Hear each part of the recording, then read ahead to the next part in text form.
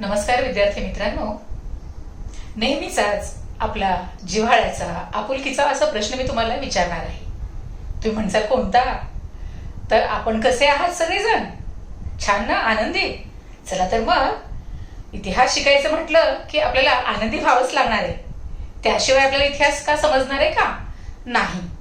चला तर मग आता काल आपण ब्रिटिश सत्तेचे परिणाम या तिसऱ्या पाठाला आपण सुरुवात केलेली होती.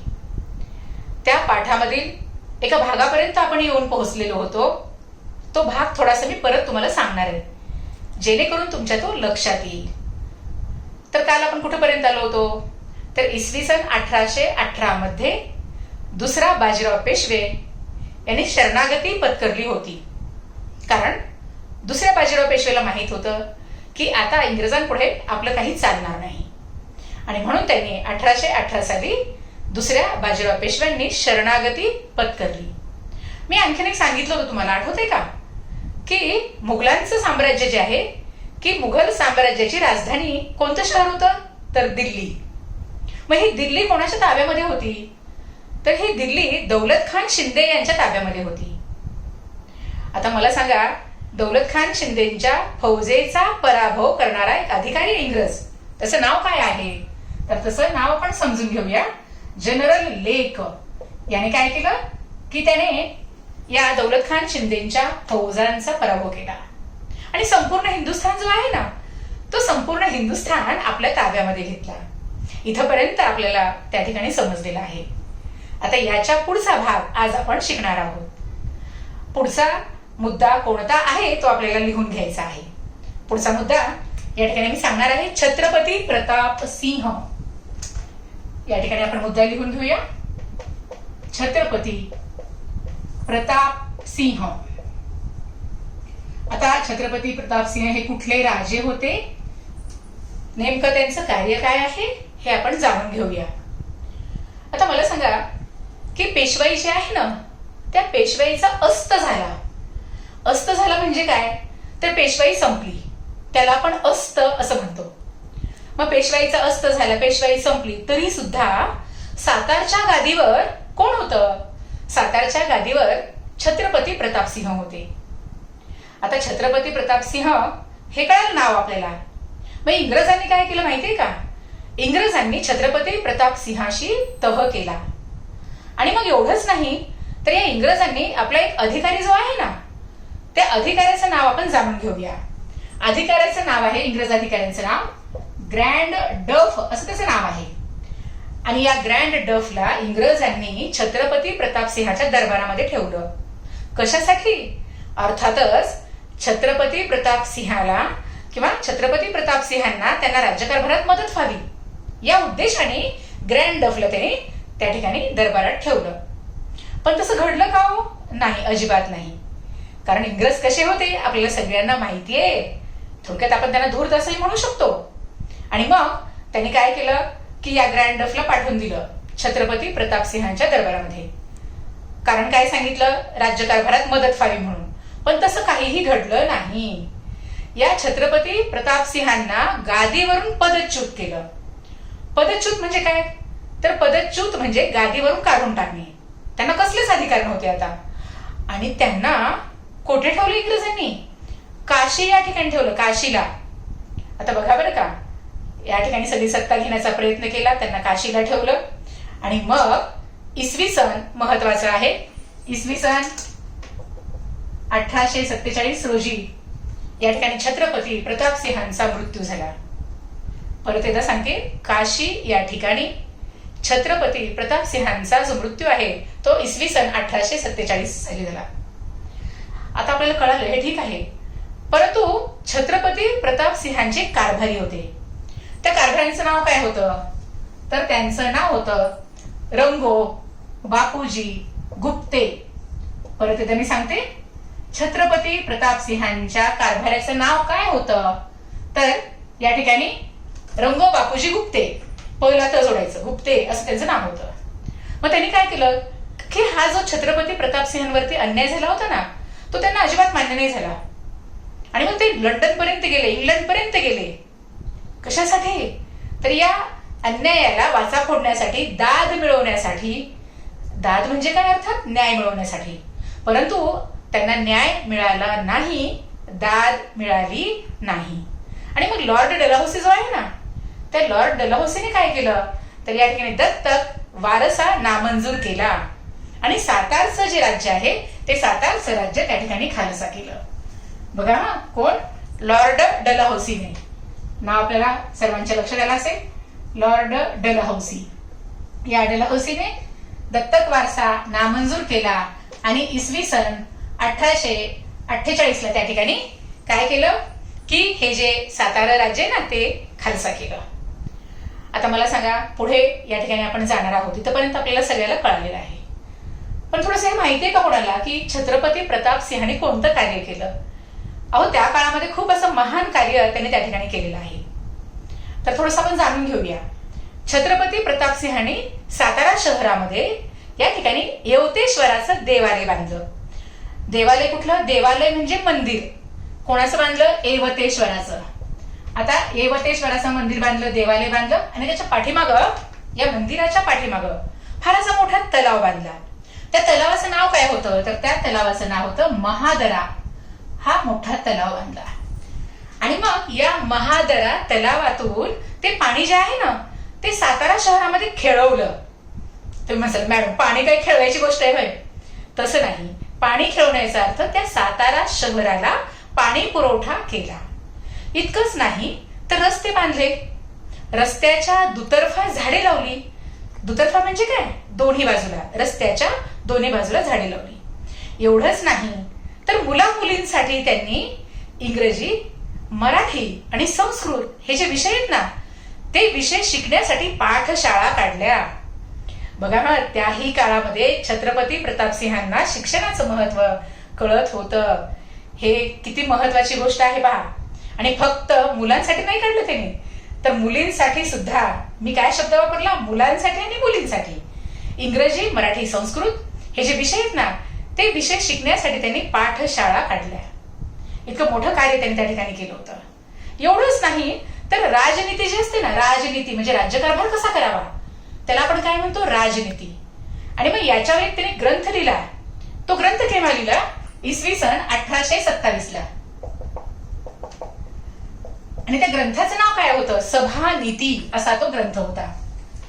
परत सांगते, 1857 ला आपलं 1827 ला सभानीती हा जो ग्रंथ आहे ना तो ग्रंथ त्यांनी लिहिला. कशावरती?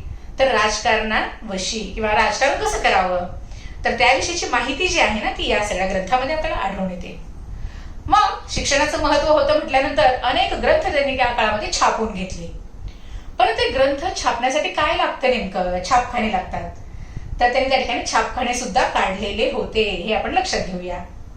आता पुढे आपण पाहणार आहोत की मग आता या छत्रपती प्रताप सिंहांनी काय केलं होतं तर महाबळेश्वर पर्यंत रस्ता, सातारा ते महाबळेश्वर, महाबळेश्वर पासून पुढे प्रतापगडापर्यंत आणि प्रतापगडापासून पुढे महाड पर्यंत त्यांनी तो रस्ता पुढे नेलेला आहे. म्हणजे बघा, दळणवळणाचं पण काम केलं, हेही आपल्याला कळालं. त्यानंतर आणखीन एक अत्यंत महत्वाची गोष्ट म्हणजे मी तुम्हाला सांगणार आहे त्यांची.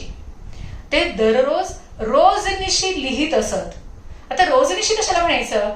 सकाळी आपण उठल्यापासून ते रात्री झोपेपर्यंत जे काही आपण कार्य करतोय ना त्याची सगळी नोंद आपल्या वहीमध्ये करणे, टिपून ठेवणे, त्याला म्हणायचं रोजनिशी. आणि छत्रपती प्रताप सिंह त्याही काळामध्ये रोजनिशी लिहित असत. आता सर्वांना आपल्याला यांच्या कार्याविषयी निश्चितच समजलेलं असेल.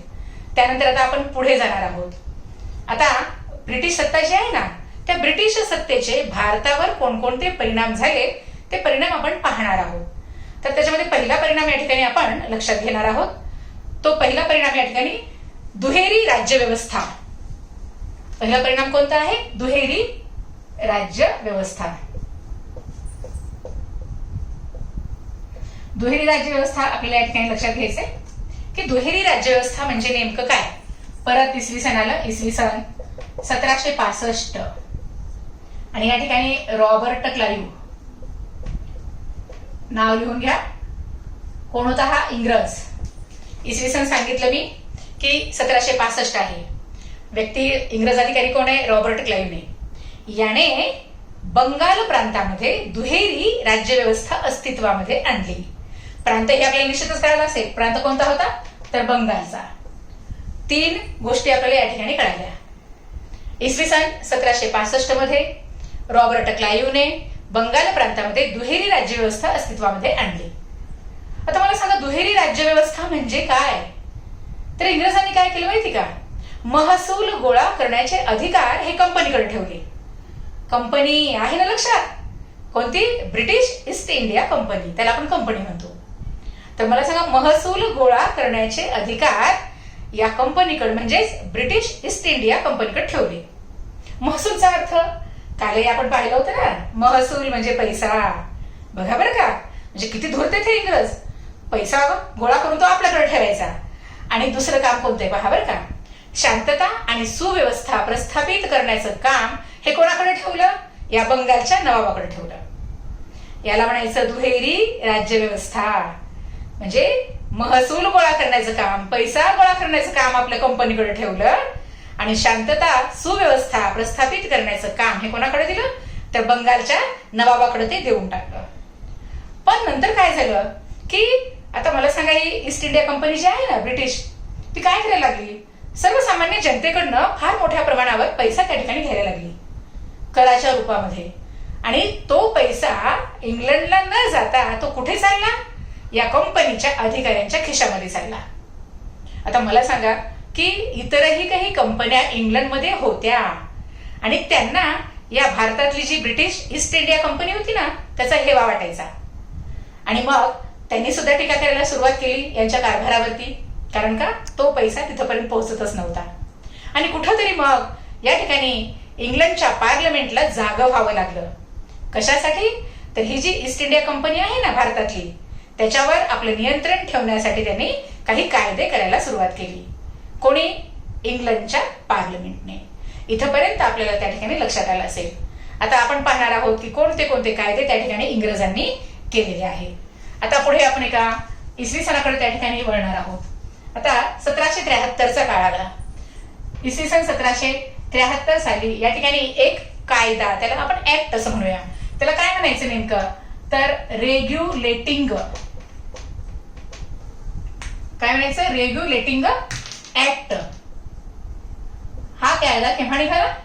तर इसवी सन 1773 निघाला. आता मला सांगा, हा कायदा काढण्याच्या पाठीमागचा हेतू काय होता? तर हा कायदा जेव्हा आला ना, कोणी काढला होता? मला सांगा, त्याचं नाव आपण नंतर पाहूया. मग या कायद्यानुसार काय ठरलं? तर गव्हर्नर जनरल असा हुद्दा त्या ठिकाणी आला. गव्हर्नर जनरल असा हुद्दा म्हणजे काय? पद असणं एखादं. आता हे पद या ठिकाणी ते कोणाला देण्यात आलं? तर त्या व्यक्तीचं नाव आपण या ठिकाणी पाहणार आहोत. बघा बरं का, गव्हर्नर जनरल हे पद कोणाला देण्यात आलं? तर लॉर्ड वॉरन हेस्टिंग्ज याला ते देण्यात आलं. समजलं सर्वांना? बघा आता, रेग्युलेटिंग ऍक्ट नुसार 1773ला लॉर्ड वॉरन हेस्टिंगला त्या ठिकाणी गव्हर्नर जनरल असा हुद्दा म्हणजे पद देण्यात आलं. हे सगळ्यांना समजलं. त्यानंतर पुढे जाऊया आपण. आता मला सांगायला कसले अधिकार दिले? तर मुंबई आणि जे चेन्नई आहे ना, ज्याला आपण मद्रास असं म्हणतोय, तर मद्रास आणि मुंबई या 2 इलाख्याचा सगळा प्रदेश जो आहे ना, तो याच्या नियंत्रणाखाली त्या ठिकाणी दिलेला होता. म्हणजे का? तर तिथं जे काही पाहायचं आहे, जो काही कारभार पाहायचा आहे, तो याने पाहायचा. आणि मग त्याच्यासाठी त्याच्या मदतीला 4 सदस्य जे आहेत ते 4 सदस्य पण दिले. त्या 4 सदस्यांची एक समिती पण त्या ठिकाणी नेमलेली होती. आणि अशा रीतीनं मग आपल्याला कळालं की या लॉर्ड वॉरन हेस्टिंग्जने त्या ठिकाणी 4 सदस्यांच्या मदतीने तिथला कारभार म्हणजे कुठला? मुंबई आणि मद्रास इलाखा म्हणजे प्रांताचा कारभार पाहायला सुरुवात केलेली होती. आता हे आपल्याला सगळ्यांना कळालं. परंतु परत एकदा आणखीन एक कायदा या इंग्रजांनी काढला. कोणासाठी? तर कंपनीवर त्यांच्या नियंत्रण ठेवण्यासाठी. आता मला सांगा, तो कायदा केव्हा काढला तो आपण पाहणार आहोत. तो कायदा या ठिकाणी 1784 ला काढला. आता तो कोणता होता? पीठचा कायदा. पीठ कळतं ना, पीठचा कायदा. ज्वारीचं पीठ किंवा गव्हाचं पीठ किंवा डाळीचं पीठ नाही बरं का बाळांनो, पीठ टरबुजाचं. मग हा पीठचा कायदा का काढला? तर या कंपनीवर म्हणजे ब्रिटिश ईस्ट इंडिया कंपनीवर नियंत्रण ठेवण्यासाठी त्या ठिकाणी कायदा करण्यात आला. आणि मग एवढंच नाही तर अनेक कायदे पार्लमेंटने केले. मग तो 1833चा काळ असेल, 1853चा काळ असेल, अनेक कायदे त्या ठिकाणी करण्यात आले. कायदे करण्याचा उद्देश तुम्हाला कळाला असेल, कारण हे जर कायदे केले नसते तर कंपनी चांगल्या प्रकारे कारभार त्या ठिकाणी केली नसती. कारण मागे आपण पाहिलंय की जनतेकडचा पैसा आपल्या ते स्वतःच्या खिशात घालत होते आणि त्यामुळं पार्लमेंटचा या कंपनीवर विश्वास राहिला नव्हता आणि म्हणून त्यांनी हे कायदे केलेले आहेत. हे आपण लक्षात घेणं गरजेचं आहे. इथंपर्यंत आपण सर्वांनी पाहिलं. त्यानंतर पुढे आपण जाणार आहोत की मग भारतातील, आता मला सांगा, प्रशासन तर चालवायचं आहे इंग्रजांना, त्यांचे प्रमुख असे आधारस्तंभ कोणकोणते होते. आता परत एकदा या ठिकाणी ते वाक्य आपल्याला लक्षात घ्यायचंय की इंग्रजांना आपल्या भारतामध्ये काय करायचं होतं, तर सत्ता टिकवायची होती. आपलं प्रशासन म्हणजे कारभार जो आहे ना तो त्यांना व्यवस्थितरित्या करायचा होता आणि म्हणून त्यांनी काय केलं इंग्रजांनी की इथे आपल्या भारतामध्ये प्रशासन करण्यासाठी काही जे आधारस्तंभ म्हणूया त्याला, तर आधारस्तंभामध्ये पहिल्यांदा आपण पाहणार आहोत मुलकी नोकरशाही. पहिला आहे मुलकी नोकरशाही, दुसरा आहे लष्कर, त्यानंतर तिसरा आहे पोलीस दल, पोलीस दल, आणि चौथा आहे न्याय संस्था. हे 4 प्रमुख असे इंग्रजांचे भारतातील आधारस्तंभ होते. समजलं सर्वांना? याच्या आधारे इंग्रज आपल्या भारतामध्ये राज्यकारभार करत होते. थोडंसं आपण एक एक मुद्दा त्या ठिकाणी पाहणार आहोत. फक्त आपण पहिल्यांदा जाणार आहोत की मुलकी नोकरशाही म्हणजे काय.